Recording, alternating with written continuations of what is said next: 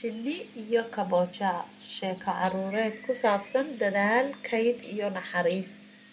Beri baa waxaa daris ahaa shinni iyo kaboja.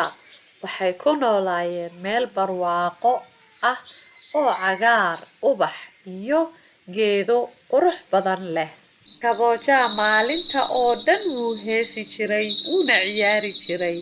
Shinniduse si firfircoon ayay u shaqaysanaysay iyadoo ubaxyada wax ka ururinaysa.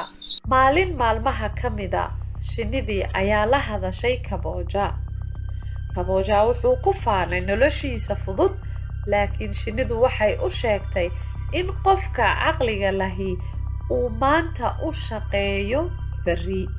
Subax kasta kadib salaadul fajarka, shinnidu waxay tiraahdaa, waxaan alle ka baryayaa maalin kasta inuu igu waafajiyo shaqadayda oo ii sahlo inaan naftayda iyo ehelkaygaba anfaco. Gudaha guriga shinnida, qof walba shaqo ayuu hayay.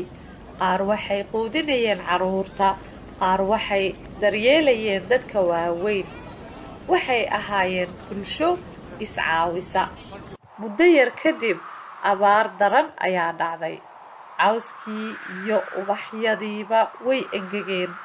Kaboja gaajo iyo tabar darro ayuu la dhacay. Markii uu gargaar dalbaday, shinnidii way ka naxday. Cunto iyo cabitaan ayay siisay ilaa uu ka dhargo. Markaas ayuu kaboja gartay khaladkiisii. Sanadkii ku xigay, kaboja wuu isbedelay. Si dadaal leh ayuu u shaqayn jiray, waxna wuu kaydsan jiray. Qoyskiisana wuxuu baray dadaal iyo shaqo. Sidaas ayuu kaboja ku bartay in dadaalka, kaydka iyo naxariista ay nolosha qurxiyaan. Dhammaad.